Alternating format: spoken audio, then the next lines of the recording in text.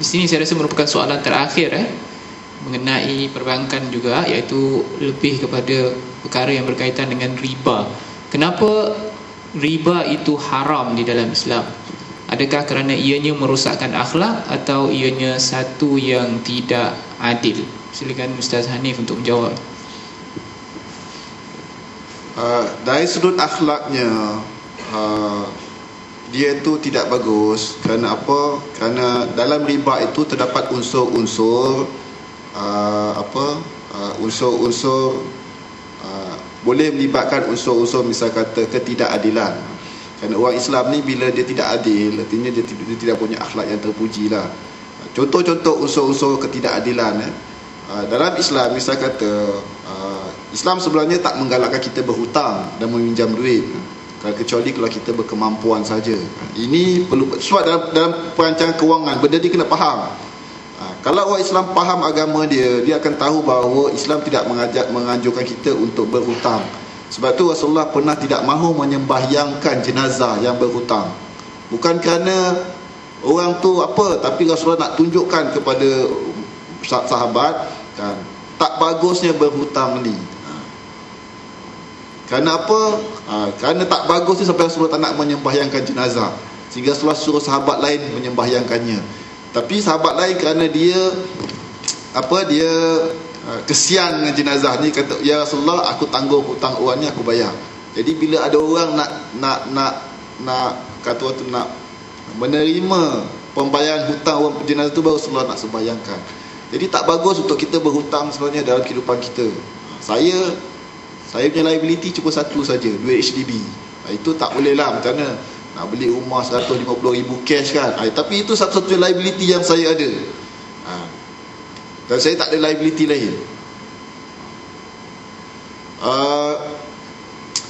Jadi Islam tak menggalakkan kita berhutang kecuali kita berkemampuan. Dan artinya kalau kita susah barulah kita berhutang. Dan orang kalau susah berhutang ni kerana susah, sepatutnya kita tolong, bantu dia kan, bukan kita menyusahkan dia lagi dengan impos riba. Jadi itu falsafah Islam sebenarnya. Islam tak suka kita berhutang kecuali kita susah, dan bila orang tu susah perlu berhutang, maka kita impos. Dia tu lebih menyusahkan dia. Dan kita boleh lihat keburukan riba ini kan, dalam misal kata kredit kad kan, berapa ramai orang terpaksa jadi bankrupt dan sebagainya. Kerana apa? Kerana sistem riba yang ada dalam kredit kad. Dan memang terus 25% setahun kan kredit kad.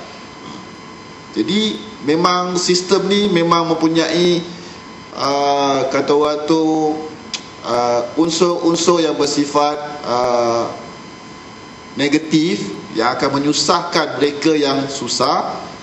Dan juga bagi setengah-setengah orang kaya pula, dia akan mempunyai unsur-unsur bisa kata mengambil peluang daripada sikap negatif masyarakat. Sebagai contoh kan, masyarakat suka berbelanja kan, jadi kita mengambil peluang, bagi dia banyak lagi duit, banyak lagi kemudahan untuk dia berbelanja kan. Kredit kad kan macam tu kan, bagi dia macam-macam insentif, lebih banyak kau belanja lagi bagus. Jadi dia akan galakkan orang untuk berbelanja. Kerana apa?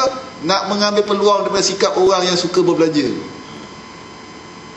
Jadi itu, maka sebab itu orang lebih banyak dia akan bagi orang, dapat poin itu, dapat poin ini, supaya lebih banyak kita berbelanja.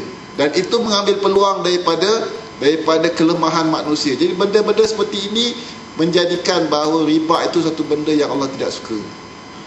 Dan dalam banyak syariat Islam, riba ni mempunyai kata orang tu ancaman yang keras dibandingkan beberapa dosa-dosa yang lain. Sebagai contoh, Allah declare perang kepada orang yang makan riba.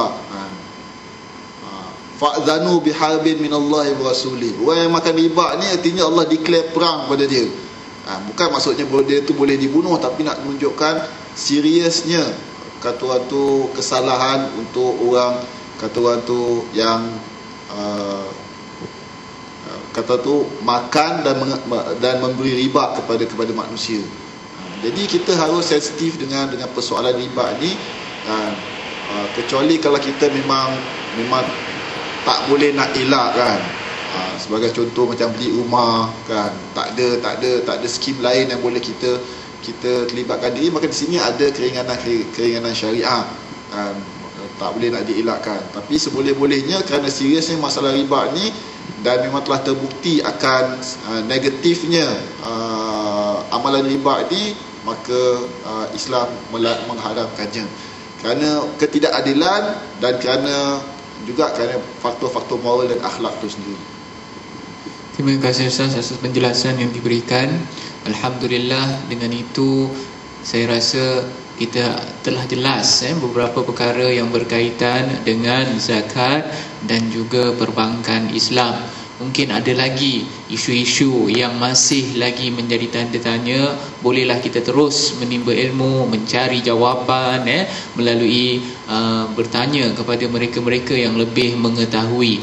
Yang lebih penting ialah topik dan objektif kita pada tengah hari ini, iaitu supaya kita dapat memastikan harta yang kita kumpulkan berlandaskan unsur-unsur syariah, sucikan harta kita, dalam pada masa yang sama kita terus mengambil peluang untuk menggandakan harta kita, yang mana apabila kita dapat menggandakan harta kita, dapat kita salurkan kembali kepada masyarakat Islam kita. Moga-moga perkara ini dapat kita ambil perhatian dan sampaikan kepada mereka-mereka yang tidak hadir pada tengah hari yang berbahagia ini. Dengan itu saya ucapkan ribuan terima kasih kepada kedua-dua ahli panel kita yang telah meluangkan masa dan telah menyampaikan informasi yang amat berguna kepada kita. Dan terima kasih juga pada pihak menganjur yang telah menganjurkan sesi pertama ini yang membuka minda tentang kepentingan kewangan Islam dalam kehidupan masyarakat Islam Singapura khususnya. Dengan itu saya akhiri majlis ini dengan wabillahi taufiq wal hidayah, wabirradha wal inayah. Assalamualaikum warahmatullahi wabarakatuh.